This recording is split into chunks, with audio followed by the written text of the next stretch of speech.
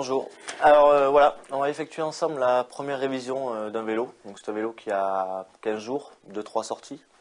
Il faut savoir que sur un vélo neuf, toutes les pièces travaillent très vite par les rayons qui se détendent, ce qui fait que la roue se voile. Les gaines se tassent, le câble se détend, le câble derrière se détend, ce qui fait que les vitesses passent moins bien. On peut avoir des craquements qui apparaissent au niveau du boîtier de pédalier. Et ce qu'on va vérifier aussi, c'est l'esserrage de la selle au niveau de la potence, des étriers. Voilà. En gros, on va faire un check-up de toute la visserie du vélo afin d'être sûr que le vélo soit en état de rouler. Voilà. Donc en premier, on va s'occuper de la transmission, ce qui est passage des vitesses. Donc pour démarrer, on se met sur position câble détendu, on appelle. Donc c'est-à-dire on va libérer le câble complètement. Ce qui fait que sur un dérailleur classique arrière, on se retrouve sur les plus petits pignons de la cassette. Il y a des dérailleurs ou câble détendu, on est sur le grand pignon. Dans la majorité des cas, c'est l'inverse. Câble détendu, on est tout en bas. Une fois qu'on a fait ça, on prend le dérailleur dans la main, on le pousse jusqu'à ce qu'on le fasse monter sur le grand pignon. Et là, on prend le câble et on le libère. On relâche le dérailleur, il revient sur le petit pignon.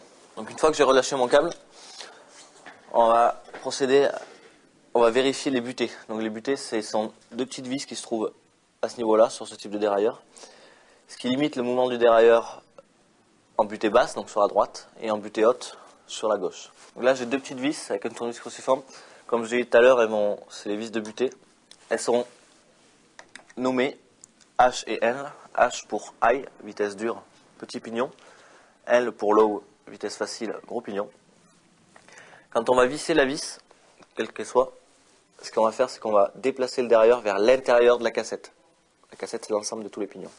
Donc je vais visser pour rentrer le dérailleur. Ensuite, je vais faire la butée haute, en appuyant sur le dérailleur à la main. Là, je m'aperçois que c'est bon. Et là, je vais contrôler que je n'ai pas trop limité le mouvement du dérailleur en le relâchant complètement, en faisant tourner le pédale. Voilà. Si j'avais trop vissé cette vis, le dérailleur s'alignerait avec le pignon du dessus et pas avec le plus petit, ça serait pas bon. Voilà, donc là, mon réglage est bon. On remet le câble en place. Maintenant qu'on a vérifié les butées, on va vérifier le réglage dérailleur. Quand le dérailleur est en position initiale, il faudrait que le câble ait un petit peu de flexion. Vous voyez, là il est pas mal. S'il est plus tendu, s'il est trop tendu, ce qui va se passer, c'est que le dérailleur ne sera pas sur la butée, mais sera sur la tension du câble. Ce qui fait qu'on va partir, le réglage ne sera pas correct. Et s'il n'est pas assez tendu, lorsqu'on va actionner la manette, le dérailleur ne va pas avoir un mouvement assez grand pour pouvoir passer la vitesse. On fait une pression sur la manette, donc on tend le câble. Voilà. Là, je fais 3/4 de tour. Pour un réglage correct, en fait, lorsqu'on actionne la manette, la vitesse passe en moins d'un tour. Pour contrôler, on fait un tour en arrière. Faire un tour en arrière, ça va permettre de voir s'il y a des soucis. C'est-à-dire que la vitesse peut passer, mais le dérailleur peut être plus ou moins bien aligné. Si on pédale en arrière, si c'est pas bien aligné, ce qui va se passer, c'est que la vitesse va sauter. Donc là, on actionne la deuxième vitesse, pression sur la gâchette, moins d'un tour, la vitesse passe, on pédale en arrière.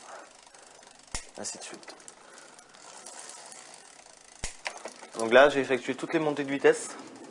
Ce qu'on va vérifier maintenant, c'est la descente de la vitesse. Donc pour descendre une vitesse, on relâche le câble, on tourne, elle descend de suite. On relâche. Toujours pédaler en arrière de temps en temps. Dérailleur arrière et réglé. On va faire le dérailleur avant. Donc dérailleur avant, généralement il y a 3 plateaux, des fois il y en a 2, des fois il y en a 1. Dans la plupart des cas, on est sur 3 plateaux. Donc, pareil, on relâche le câble, petite vitesse. Là, on s'aperçoit que ma chaîne est croisée, c'est-à-dire les petits plateaux, petits pignons, il faut pas. La ligne de chaîne est mauvaise, et ce qu'on appelle la ligne de chaîne, c'est l'alignement de la chaîne en fait, entre l'arrière et l'avant. On s'aperçoit, si on se met derrière, qu'elle est vrillée. Ça abîme la chaîne, ça travaille mal. Donc sur le dérailleur avant, il y a aussi deux vis de butée qui sont aussi nommées L et H.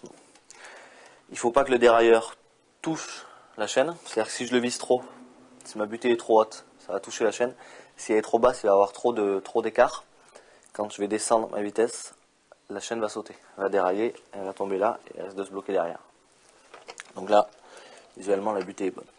Comme tout à l'heure, quand on fait le départ du dérailleur, il faut que le câble soit légèrement tendu, mais pas trop. Là, il est bon. Ce que je vais faire, c'est que je vais actionner la manette. Sur le deuxième plateau, en théorie, on est censé rouler, pouvoir utiliser toute la cassette, sauf les deux extrémités, donc le grand et le petit. Il arrive des fois, on arrive à le régler, que ça frotte jamais, mais dans la plupart des cas, si on est sur le grand pignon et sur le plateau intermédiaire, ça va frotter, c'est normal.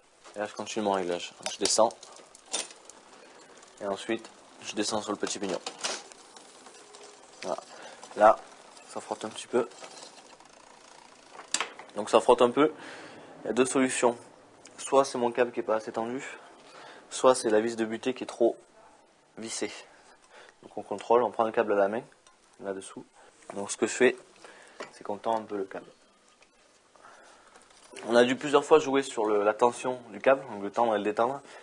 Ce qui veut dire, en général, c'est que le départ était pas bon. Donc en général, c'est la butée basse qui était un petit peu trop vissée, ou dans ce cas-là, un petit peu trop dévissée, on va dire. Donc on remonte les vitesses des pignons. Et on repart de zéro pour le réglage du dérailleur avant.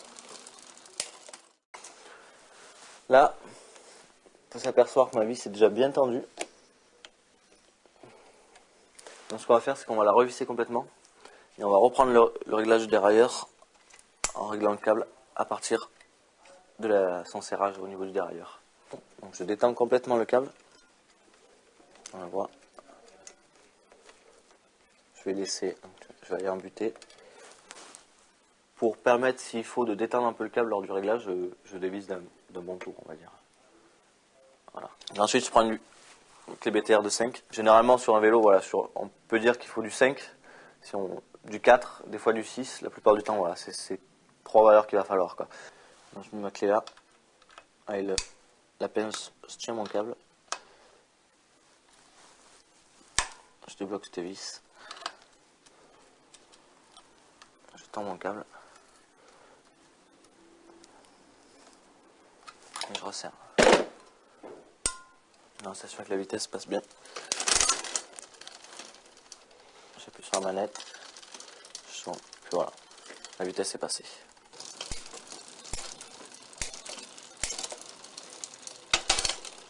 Voilà. On vérifie plusieurs fois les vitesses dans les deux sens pour être sûr. Voilà, le dérailleur est réglé. Pour rester sur la transmission, on va essuyer la chaîne et la huiler. Pour lubrifier une chaîne de vélo, on n'utilise surtout pas de graisse très épaisse ou dégrippant. Parce que ce qui va se passer, c'est que la chaîne très épaisse, ça va faire des paquets. La poussière va s'y coller dessus. Ça va faire effet inverse, en fait, ça va faire effet abrasif et ça va abîmer toute la transmission. Et si on met un dégrippant, en fait, ce qui va se passer, c'est que ça va abîmer l'intérieur des petits rouleaux qui sont là. Donc ce qu'on fait dans un premier temps, avant de huiler la chaîne, ça sert à rien de huiler la chaîne si on n'essuie pas la chaîne. Là, on se rend compte qu'elle est un petit peu poussiéreuse. Elle n'est pas grasse, elle est un peu poussiéreuse. Donc on se met là. Donc là, j'essuie la chaîne. Savoir que si le vélo est entretenu, si ce mouvement est fait à chaque sortie, après chaque sortie, on n'a pas besoin de gros outillage. Voilà. Un petit chiffon, un petit peu d'huile comme ça suffit. Voilà, donc là, la chaîne est propre. Voilà, donc ça, c'est une huile fine à base de téflon ou de la vaseline qui permet de lubrifier sans trop graisser en fait. On va lubrifier l'intérieur, on va lubrifier à ce niveau-là.